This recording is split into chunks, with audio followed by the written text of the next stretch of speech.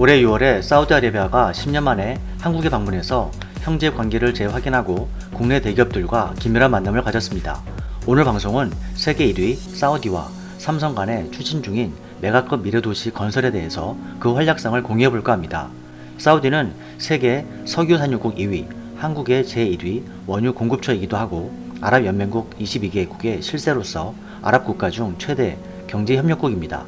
표에서 보시는 바와 같이 22개국은 사우디, 아랍, 에미리트 연합, 리비아, 레바논, 모로코, 수단, 시리아, 알제리, 이라크, 쿠웨이트, 튀니지 등입니다. 참고로 아랍, 중동, 이슬람 이 세 가지는 표와 같이 구분되고 있습니다. 보통 우리는 모두 중동 지역이라고 표현하고 있는데요.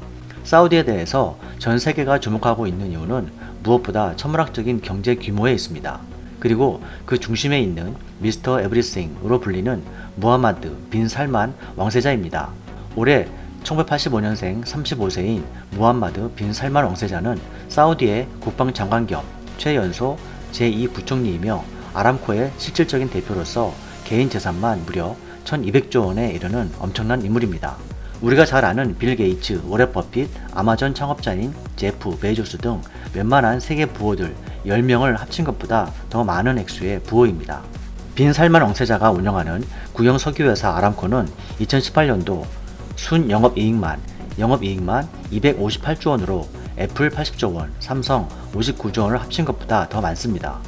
그는 현존 실세였던 50대에서 60대 왕자들을 하루아침에 체포해서 왕실을 갈아엎고 개혁파로 세대 교체를 이룬 사우디난의 주인공이기도 합니다. 사우디는 왕이 통치하는 나라입니다. 사우디의 왕은 국가의 절대자이고 나라 전체가 왕의 것이고 나라 전체의 재산도 왕의 것이죠. 그렇다면 2017년도 6월 왕위 계승 서열 1순위가 된 빈 살만 왕세자의 영향력과 그 위상이 어느 정도인지 상상이 되실 겁니다. 사우디와 이란 등은 국가 경제에 대해서 석유 의존도가 상당히 높은 나라들입니다.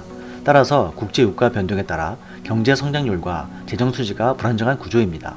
사우디는 2014년 이후 저유가 기조가 지속되고 특히 미국의 셰일가스 등 비전통 방식의 원유 생산이 증가하자 배럴당 100달러 이상의 초고유가 실현이 어렵게 됐습니다. 또한 내부적으로는 청년층 인구가 증가함에 따라서 고용을 유발시킬 수 있는 민간 및 비석유 부분의 발전이 더딘 상태였고 정부 보조금 유지도 점차 어려워지는 상황이었습니다. 이에 대해서 빈 살만 왕세자는 높은 석유 산업 의존도 중심의 산업 구조를 다각화하고 장기 국가혁신 전략으로 미래 청사진인 사우디 비전 2030을 발표하게 된 것입니다.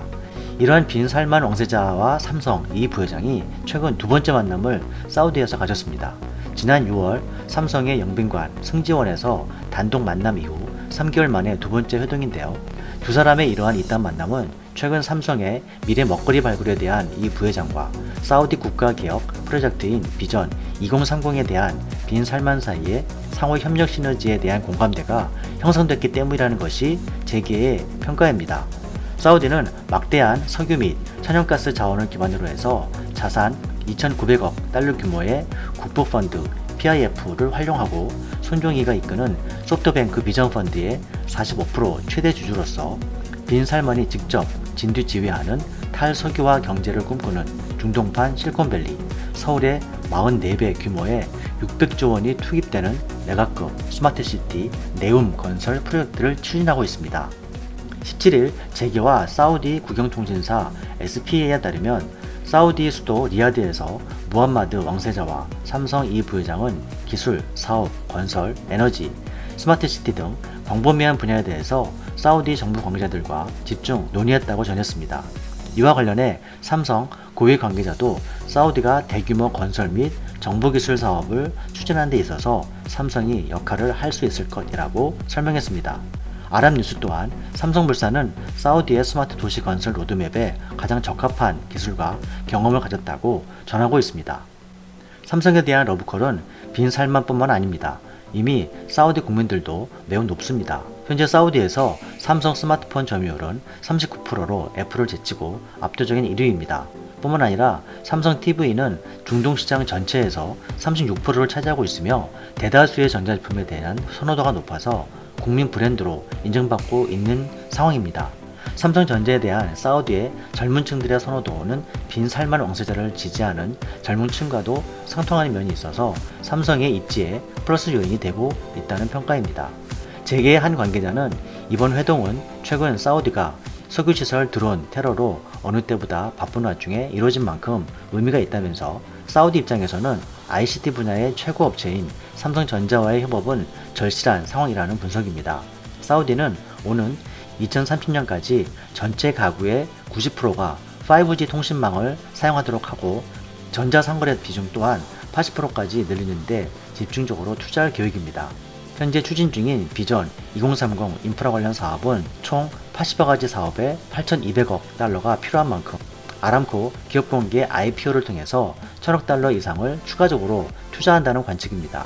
사우디 입장에서는 삼성전자가 5G 네트워크 장비, 스마트폰, 메모리 반도체 등 4차 산업혁명 주요 분야에서 글로벌 점유율 1위를 기록 중인 데다가 건설의 삼성물산, ICT 인프라의 삼성 SDS, 전기차 배터리 쪽의 삼성 SDI 등과 에너지 재생기술과의 협업도 가능한 만큼 최적의 파트너인 셈입니다.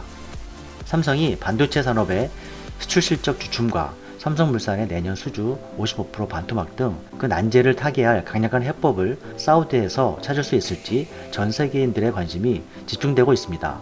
정부의 적극적인 지원이 외교적으로 필요한 때에 지난 6월 현 정부가 G20 종료 후 빈살만 왕세자를 초청한 것은 신의 한 수였다라고 평가되고 있습니다.